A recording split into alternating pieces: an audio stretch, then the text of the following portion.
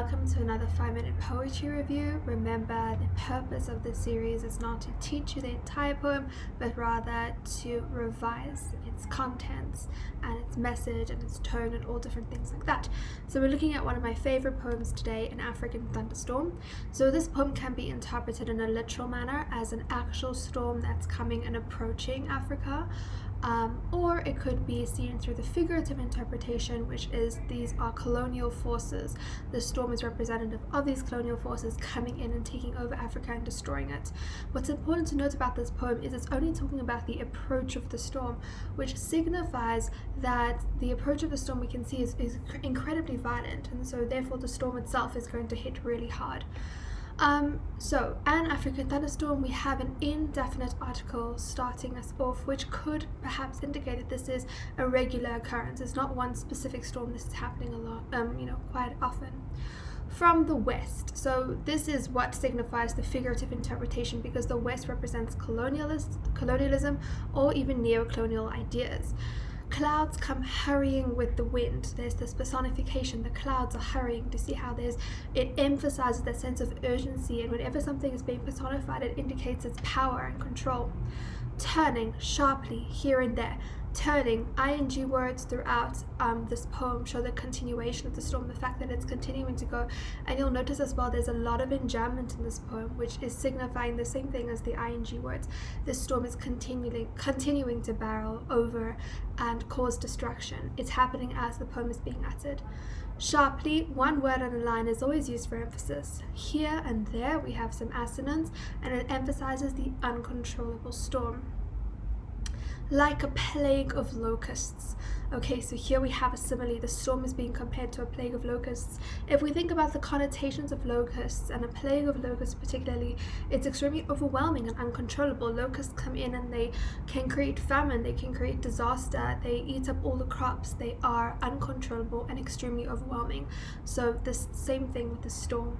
Whirling, enjambment, reinforces the relentless momentum of the storm. It's another ing verb that emphasizes the strength, vigor, and momentum. Tossing up things on its tail. Here I haven't written it, but there we have the alliteration, and we also have personification. Like a madman chasing nothing. This is my favorite line of the poem. I think it's incredibly genius in its craft. So, like a madman chasing nothing is obviously a simile. The storm is being compared to a madman.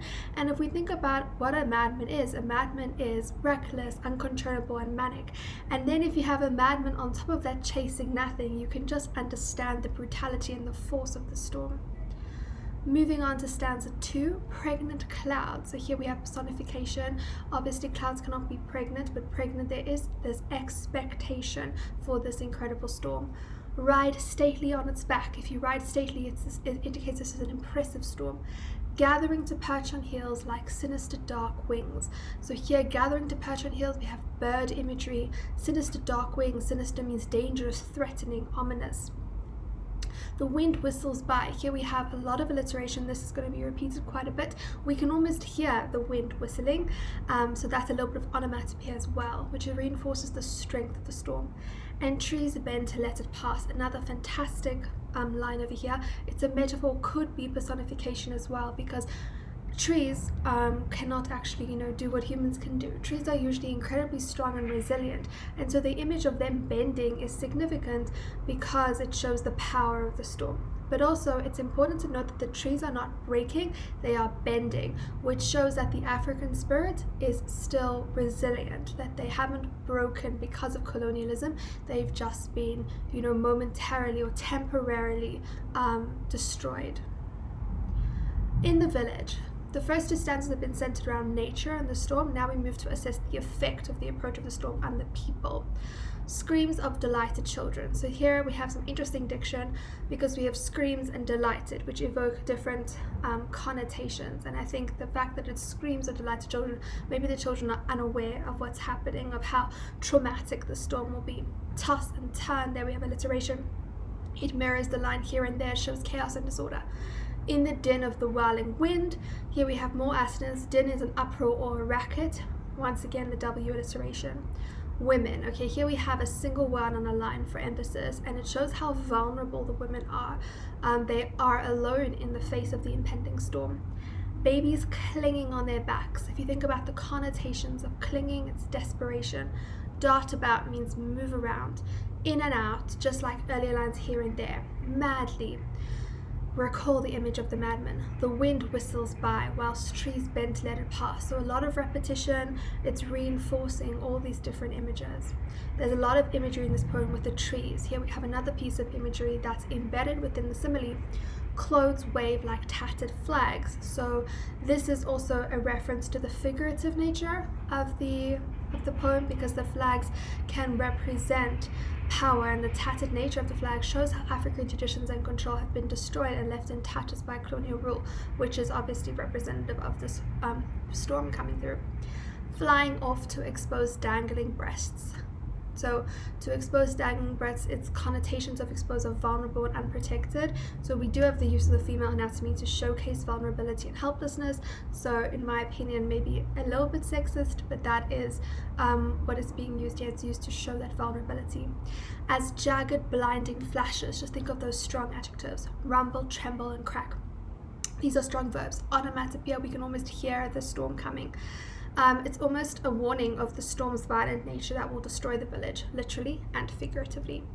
Amidst the smell of fired smoke, the storm is approaching in an atmosphere that is already destroyed. If you think about smoke, there's already a connotation of fire. So if you say fired smoke, it's just even more impactful. The word fire is included for emphasis and to evoke the image of another destructive force.